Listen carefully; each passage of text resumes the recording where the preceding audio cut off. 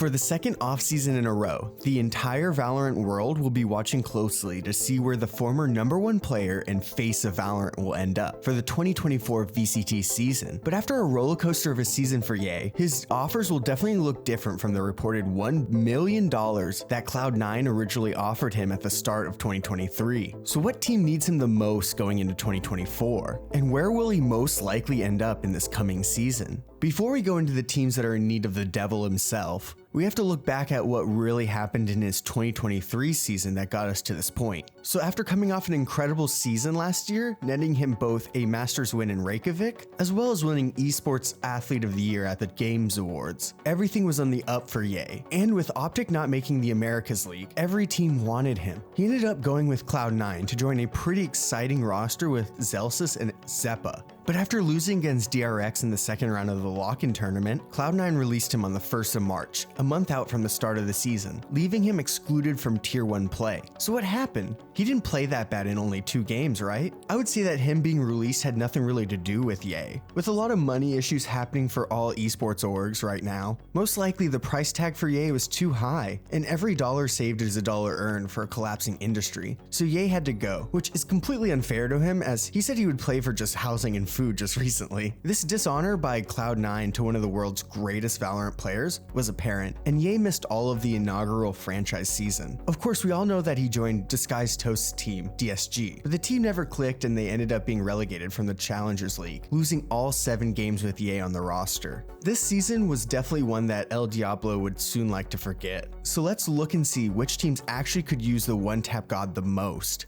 And before you think that this is a super easy question to answer, DSG also believed that, and we see how that ended up for them. We can't just slap him on DFM or MIBR and magically fix the roster. Ye's role on a tier 1 team will be drastically different than it was during his peak due to the shifts in the meta. After watching some of his recent games, as well as watching how other former top chambers transitioned to different roles, I have a pretty good idea what fits him the best for his new team. It's not entry like he played on DSG. Instead, he best fits as a site anchor, especially with Chamber becoming a little bit more viable with him being selected more on Bind. Switching to more KJ Chamber and maybe the occasional double duelist could be a good role for Ye. With him on a site, he could let players come to him and take their heads off. This fits with what he's best at and could strike fear into any attacking team without putting all the weight of fragging out every game on him. So when looking for a team that most needs him, I need to find teams that are in the most need of a player like that. A team that already has a few good pieces but with Ye as Sentinel could be a true contender. And I found 3 teams, 1 from Europe and 2 from NA, that need El Diablo the most. Before I get into that, make sure you hit the subscribe button because I'm releasing a new video about my predictions about the Champions Tournament, backed by stats from the entire season. It took a lot of work, but the results are well worth it, so make sure you subscribe with notifications on. The first team that can be saved by Ye's presence in the lineup is the underperforming Clout Gods Sentinels. This is an interesting fit as this would completely change the shape of the team forever. 2 of the greatest oppers of all time on the same team. How would this even work? First, I would say that Saucy and Picado would have to be dropped from the team, not because of their performance, but with them on the roster, it never felt like they could gel completely. So maybe having Ye and another top tier NA talent, which Challengers League is not short of, would be better. Maybe a player like Nismo from M80 would be a great info player to complete this lineup.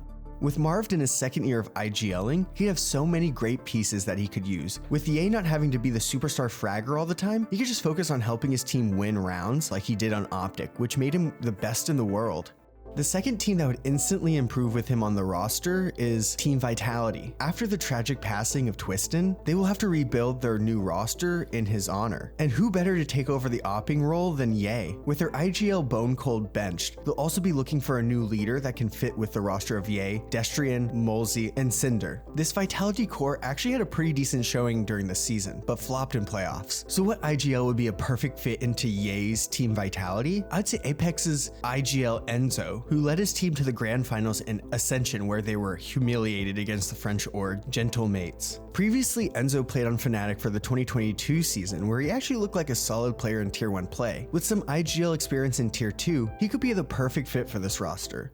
The last team that needs Ye the most is 100 Thieves, who floundered this season and will need major changes to right the ship for this org, and Ye might be the first step. The core that should stay with the roster along with Ye would be Bang, Cryocells, and Asuna, with Derek and Stellar having to find a new place in another tier 1 or 2 org, as they were not that bad of players on 100 Thieves, and even had moments where they really shined. But this roster as it is does not work as a cohesive unit, which ultimately ruined their chances at international glory this year. Ye would fit Stellar's role in Sentinel, and the remaining 100 Thieves would not even have to shift their roles. But who would fit the once supreme clutch artist Derek in the brand new 100 Thieves roster? I consulted my clutch list I made from my previous video, and Saucy actually had 5% higher win rate in clutch situations than Derek did, with both of them playing similar roles for the team playing initiator. This would be a great fit for 100 Thieves. While I don't think him and Pancata work with Ye on Sentinels, I think Saucy on 100 Thieves would work better, as Saucy has proven he can at least function on an NA team at a high level, where his stats didn't really suffer much, especially with Sentinel's leadership instabilities. With Saucy and Ye to add to a solid core of Bang, Cryocells, and Asuna, I could see this team being able to improve on a lot of areas of their game. They were lacking due to a lot of team chemistry issues. Ye and Saucy would bring the right team composition that could propel the team further in VCT events.